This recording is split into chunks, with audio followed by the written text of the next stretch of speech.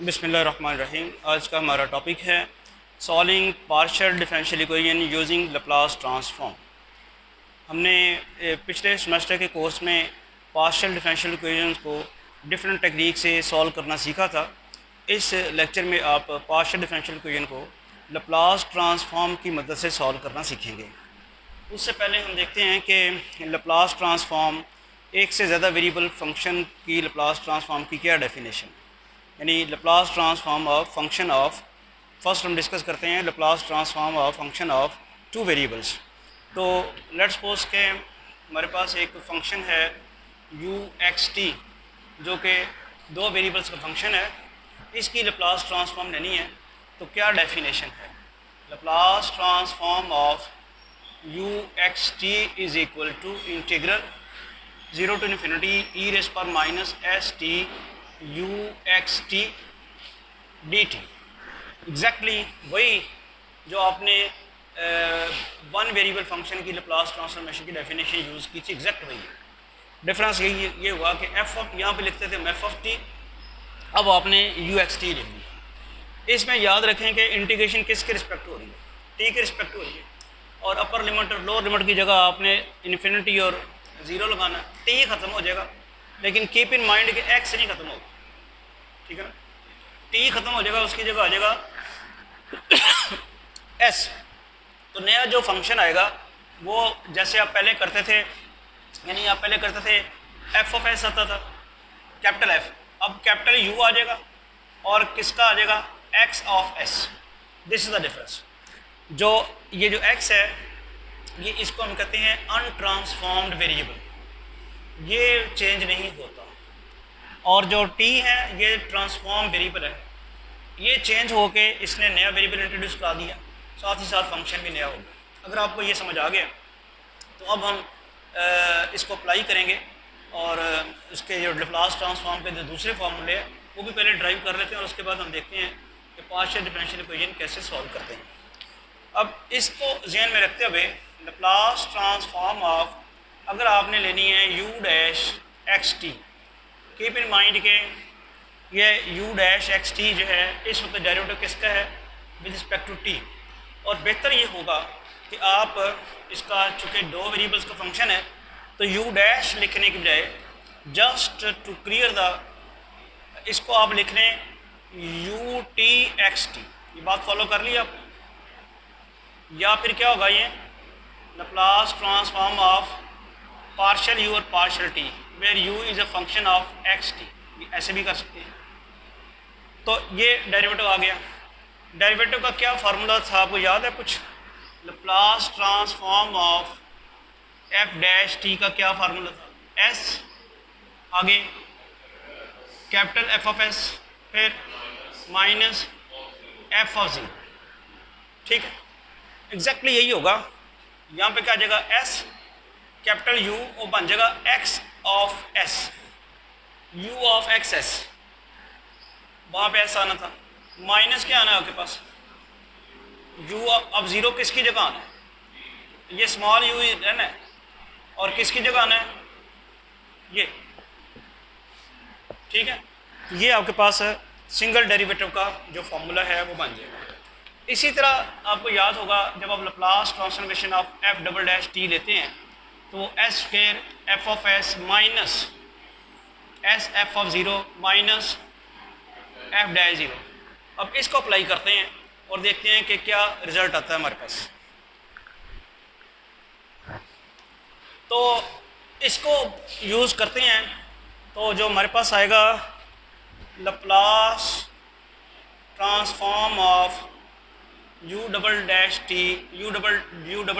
x of t is equal to क्या बन जाएगा? s² capital U x s minus क्या आना है? s, वो आगे क्या था? f ऑफ 0, ये स्मॉल u है, x0, फिर माइनस यहाँ आ जाएगा derivative u(t)(x0). Term by term compare कर लें, s² कैपिटल f की जगह कैपिटल U आ गया, यहाँ आना था s इंटू एफ ऑफ 0, तो वो u ऑफ 0 आ गया, x तो आना ही आना है स्मॉल u, माइनस डेरिवेटिव आना है f'0, तो यहाँ डेरिवेटिव किसका है? विद रिस्पेक्ट टू t है, तो ये आ गया। इसी तरह ये तो हमने किया जो ट्रांसफॉर्म वेरिएबल है। अगर आपने लप्लास ट्रांसफॉर्म ऑफ लेनी हो यू एक्स एक्स टी की, तो बेसिकली आप क्या कर रहे हैं, लप्लास ट्रांसफॉर्म ऑफ किसकी ले रहे हैं, पार्शल यू और पार यू एक्स टी, इसकी लप्ला, ठीक है। अब आप देखें कि ये जो है ना एक्स, ये अनट्रांसफॉर्म वेरिएबल है। तो किसी भी फंक्शन की लप्लास ट्रांसफॉर्मेशन लेने के बाद उसका पार्शियल डेरिवेटिव ले लिया जाए रिस्पेक्ट टू एक्स, या उसका पार्शियल डेरिवेटिव पहले लेके लप्लास ट्रांसफॉर्मेशन ले लीजिए, that will make no difference because it is the untransform variable. तो इसको क्या करेंगे, यानी यहाँ तो डेरिवेटिव जो है इन्वॉल्व होता है फार्मूले में, चूँकि टी जो है वो ट्रांसफॉर्म वेरिएबल है, यहाँ पे x जो है ये इन्वॉल्व नहीं होगा। इसलिए हम इसको कैसे लिखेंगे, इसको लिखेंगे पार्शल ओवर पार्शल x, और आगे क्या आ जाएगा आपके पास, Laplace transform of u of x t. अब ये क्या बन जाएगा, जब आप इसका खोलते हैं पार्शल और पार्शल x, तो ये बन जाता है small capital U x S, ठीक है। ये यहाँ पे ऑर्डिनरी डेरिवेटिव बन जाएगा, वेरिएबल दो ही हैं, वेरिएबल दो ही हैं, यही बात समझने वाली। फिर पार्शियल डेरिवेटिव क्यों नहीं लिखा गया, क्योंकि जो कैपिटल U फंक्शन है उसमें s इन्वॉल्व हुआ है, x तो पहले का वैसे ही था, लप्लास ट्रांसफॉर्मेशन लेने से पहले x जो था वैसे का वैसे ही था, x को तो कुछ भी नहीं किया, डेरिवेटिव भी x के रिस्पेक्टिव होगा। यानी जब आप डेरिवेटिव इसका ले रहे होंगे ना रिस्पेक्ट, ये नया अचानक सा आ गया ना, जब मैं ये जो स्मॉल u है, ये जो गिवन है टू वेरिएबल्स का फंक्शन x और t का, इसका डेरिवेटिव लूँगा तो x के लिहाज से पार्शियल डेरिवेटिव लूँगा, लेकिन इसको चेंज कर दिया, t नया वेरिएबल आ गया, अब उसका तल्लक x के साथ उस तरह से नहीं है जिस तरह का इसके साथ है, तो वो डेरिवेटिव क्या होगा, ऑर्डिनरी डेरिवेटिव में कन्वर्ट हो जाएगा। This is the difference. हमने लास्ट टाइम कहीं पढ़ा था कि आमतौर पे क्या होता है कि लप्लास ट्रांसफॉर्म जब देते हैं ऑर्डिनरी डिफरेंशियल इक्वेशन को सॉल्व करते वक्त, तो वो डिफरेंशियल इक्वेशन जो है ऑर्डिनरी डिफरेंशियल इक्वेशन किस में कन्वर्ट हो जाती है, अलजेब्रिक इक्वेशन में। और ऑब्वियसली अलजेब्रिक इक्वेशन को सॉल्व करना डिफरेंशियल इक्वेशन से कंपैरेटिवली बहुत आसान है, लेकिन not all ordinary differential equations.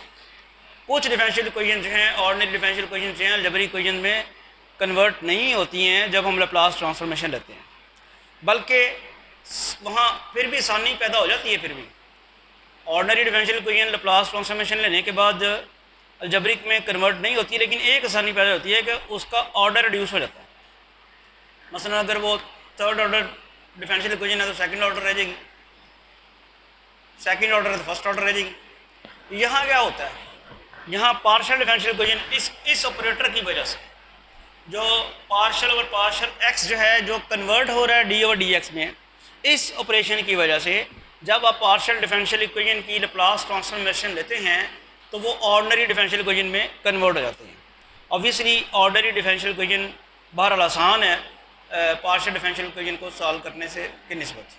तो अभी देखते हैं हम कि पार्शियल डिफरेंशियल इक्वेशन को सॉल्व करने के लिए किस तरह से हम ये लप्लास ट्रांसफॉर्म की मदद लेंगे।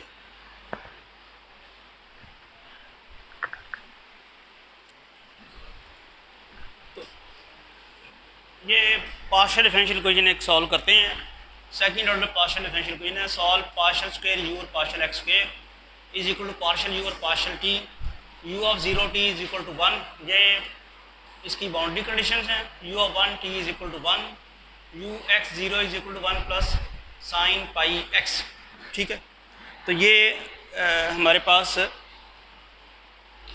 पार्शियल डिफरेंशियल इक्वेशन, ये इसकी दो बाउंड्री कंडीशंस और ये एक इसकी क्या है इनिशियल कंडीशन।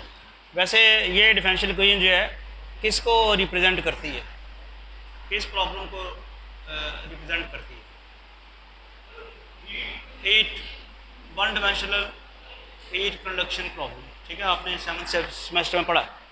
अब इसको हमने वहाँ सॉल्व किया था, लेकिन अब क्या करना, आपने इसकी लप्लास ट्रांसफॉर्मेशन लेनी है। पार्शियल स्क्वायर यू और partial x square is equal to Laplace transformation of partial u और पार्शियल टी। इसका जैसे मैंने आपको बताया कि ये जो पार्शियल स्क्वायर और पार्शियल एक्स स्क्वायर बाहर आ जाएगा लप्लास ट्रांसफॉर्म से, और अंदर आपके पास रह जाएगा यू जो है वो किसका फंक्शन है, स्मॉल एक्स टी का। और इधर ऑब्वियसली लप्लास ट्रांसफॉर्मेशन लगाएंगे किसकी, यू टी एक्स टी का ये फंक्शन है, पार्शियल यू और पार्शियल टी। ये मैंने अभी आपको बताया कि ये पार्शियल डेरिवेटिव जो है किस में कन्वर्ट हो जाएगा, ऑर्डिनरी डेरिवेटिव में, और इसकी जब लप्लास ट्रांसफॉर्मेशन लेंगे तो कैपिटल यू एक्स एस आ जाएगा। ठीक है, अभी मैं समझा के आया हूँ आपको कि पार्शियल डेरिवेटिव वैसे ही विद रिस्पेक्ट टू एक्स, चूँकि ये अनट्रांसफॉर्म्ड वेरिएबल है, ये आउटसाइड द लप्लास ट्रांसफॉर्म आ जाएगा और आके भी ऑर्डिनरी डेरिवेटिव बन जाएगा। और उधर अब मैंने भी पढ़ा था वो क्या बनेगा, S capital you x s minus you x zero, यही बनना है। अच्छा, अब ज़रा देखें, ये हमारे पास डिफरेंशियल इक्वेशन बन गई है। इसको हम चलें आसानी के लिए u double dash x S लिख देते हैं, और कीप इन माइंड का डेरिवेटिव जो है इस वक्त विद रिस्पेक्ट टू किसके है, विद रिस्पेक्ट टू एक्स। ठीक है, और ये इसको आप, अच्छा और आसानी के लिए ना, ये चूँकि डिफरेंशियल इक्वेशन सॉल्व करनी है, चलें अगले स्टेप में कर लेंगे। और यहाँ पे लिखते हैं S capital you x S, you x zero की वैल्यू को दी हुई है उसमें, वो है 1 प्लस साइन पाई एक्स। ठीक है ना, ये यू एक्स ज़ीरो की दी हुई है वैल्यू। और उसके बाद क्या किया, आपको याद है ये वाला क्या था प्रॉब्लम, ये ओरिजिनल प्रॉब्लम है। आपने लप्लास ट्रांसफॉर्मेशन ली और ये लप्लास ट्रांसफॉर्मेशन लेने के बाद ये बन गया है ट्रांसफॉर्म प्रॉब्लम। अब इसको हम सॉल्व करेंगे। इसको हम इस तरह लिख सकते हैं simply, u double dash minus s u is equal to -1 minus sine pi x. तो ये मुझे बताएं कि ये कौन सी डिफरेंशियल इक्वेशन है, second order non homogeneous differential equation है। इसको सॉल्व करने के लिए इसकी ऑक्सिलरी इक्वेशन बनानी पड़ेगी। इसकी ऑक्सिलरी इक्वेशन क्या होगी, D square minus s into u is equal to -1, इस फॉर्म में पहले लिख लेना आप, ऑपरेटर फॉर्म में, वेयर यू डबल डैश बराबर है किसके, डी स्क्वायर एक्स के, एंड यू डैश किसके बराबर है, डी एक्स के, और जो डी ऑपरेटर है that is D over D x. Operator form में आपने लिख लिया। इसको सॉल्व करने के लिए क्या करना है, इसको पहले इसका होमोजेनियस पार्ट लेना है। इसका होमोजेनियस पार्ट क्या है,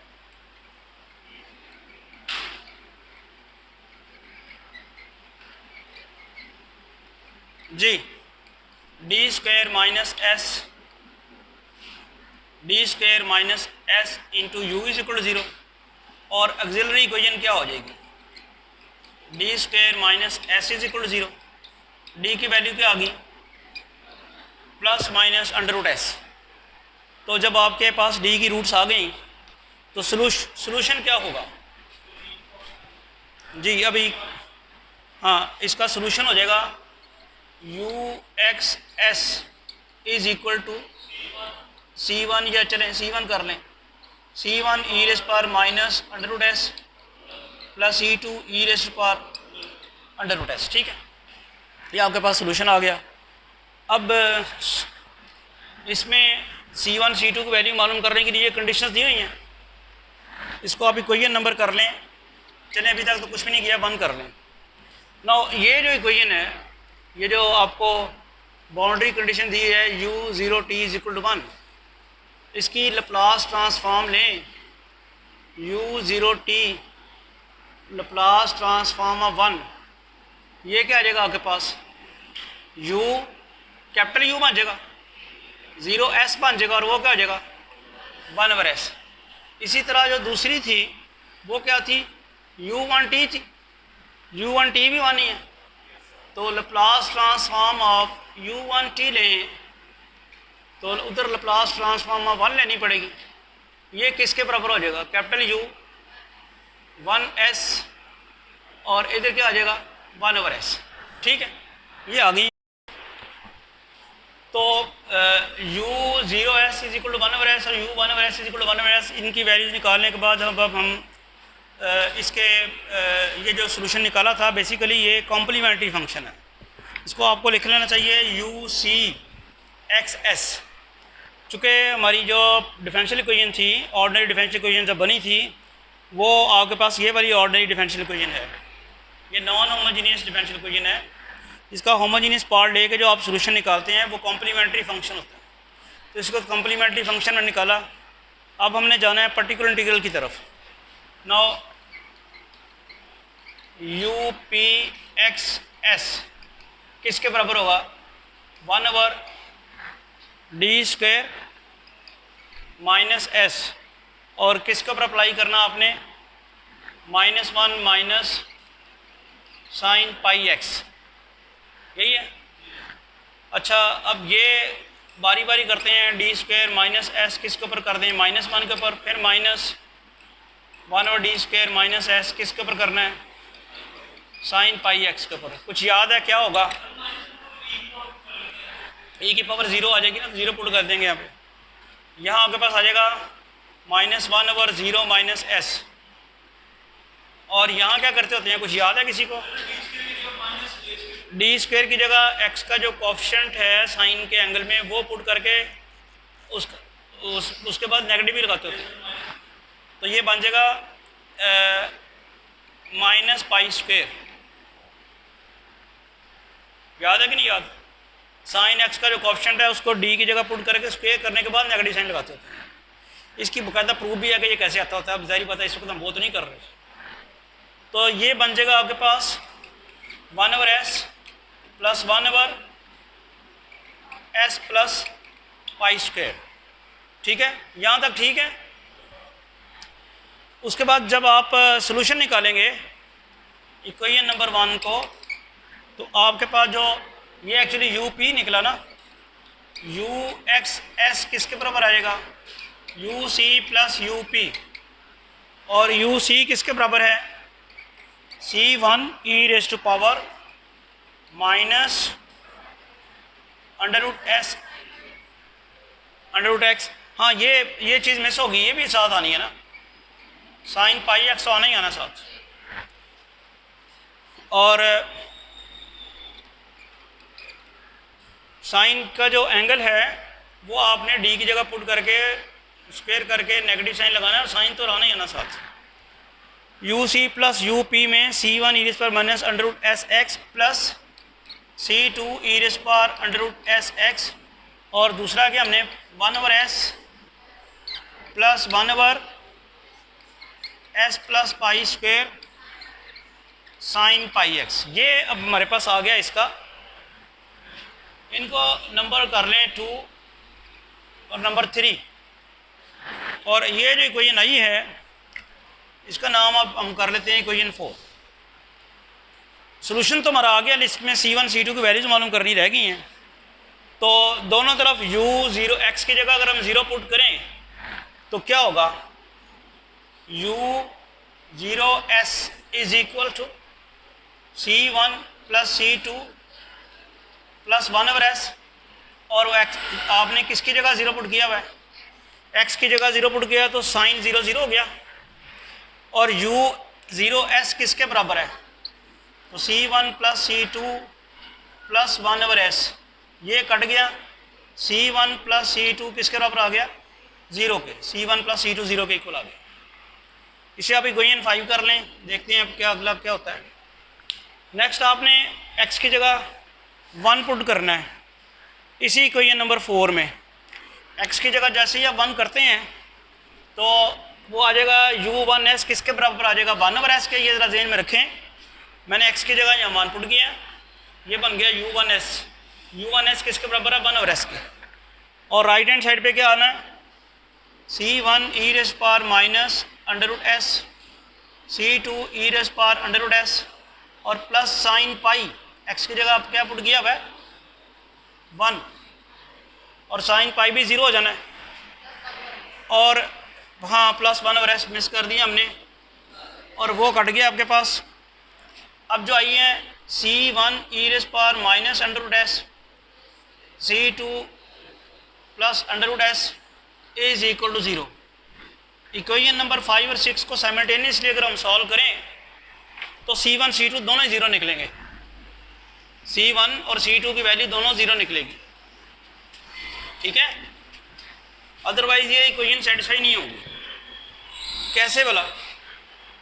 आप अगर इसको ई रेस पर माइनस अंडर रूट एस से मल्टीप्लाई करा के उसमें से सब्ट्रैक्ट करें तो आ जाएगा C2 कॉमन निकल जाएगा आपके पास, अगर आप माइनस अंडर रूट एस से करके देख लें। इक्वेशन नंबर 5 को ई रेस पर माइनस अंडर रूट एस से मल्टीप्लाई कराएं, क्या आता है? C1 ई रेस पर minus under root s, C2 e raise पर minus under root s is equal to 0। और इक्वेशन 6 क्या है वो बताएं? E raise to power minus under root s plus under root s. तो अगर हम सब्ट्रैक्शन करते हैं तो ये तो कट गया, C2 कॉमन निकल गया और ये क्या रह गया आपके पास? ई रेस पर under root s minus e raise पर under root s is equal to 0। अब या C2 0 है या ये 0 है। ये 0 हो नहीं सकता, ये एक ही जगह एक ही सूरत में 0 हो सकता है। कहाँ बोला? S 0 हो तो, S 0 हो तो इसने 0 होना है, क्योंकि S 0 होगा तो ये आ जाएगा 1, ये भी 1 माइनस 1। इसके अलावा तो 0 होना नहीं, S 0 हो नहीं सकता। आपके सोल्यूशन में S1 और S है। तो फिर यहाँ से क्या पता चला हमें? C2 0 है। रीज़न क्या है कि ई रेस पर minus under root s minus ये 0 नहीं है, as S is not equal to 0, ठीक है। सिमिलरली अगर आप ये C2 की वैल्यू 0 पुट करते हैं यहाँ पे तो C1 साहब भी फारग हो जाते हैं। C2 0 पुट किया तो C1 भी 0। जब C1 C2 की वैल्यू 0 होगी तो हमारा पर्टिकुलर सोल्यूशन जो है वो क्या निकला है? UXS is equal to 1 over S plus 1 over S plus pi square sine pi x। अब ये तो सोल्यूशन निकला है ट्रांसफॉर्म प्रॉब्लम का, जिसको हमने लैप्लास ट्रांसफॉर्मेशन लेके बनाया था। इसके लिए अब क्या करना है? लैप्लास इनवर्स ट्रांसफॉर्म लेनी है UXS की। उधर भी लैप्लास इनवर्स ट्रांसफॉर्म और इधर भी Laplace inverse transform of what? 1 over S plus pi square sine pi x। अच्छा, आपकी बचत हो जाएगी। साइन पाई x तो अनट्रांसफॉर्म प्रॉब्लम है, वो तो बाहर निकल जाएगा। ये कैपिटल UXS जो है किसके बराबर आ जाएगा? स्मॉल u जी, स्मॉल u xt। शाबाश, ये आ गया। 1 ओवर S किसकी? लैप्लास ट्रांस 1 की। और उधर क्या आ जाएगा? Sign pi x can be taken outside the Laplace inverse operator and ultimately you have to take the Laplace inverse transform of 1 over S square plus pi. Can you tell me about this? क्या है? sin pi x e raised power minus pi square t. This gives you the solution of the partial differential equation. This is how we can solve the partial differential equation using Laplace transform. As you see in this problem, first of all, Laplace applying Laplace, when we apply the Laplace transform on the partial differential equation, it converts it into the ordinary differential equation, and then we use the ordinary differential equation method to solve the differential equation, and ultimately by taking the Laplace inverse transform we get the solution. Thank you.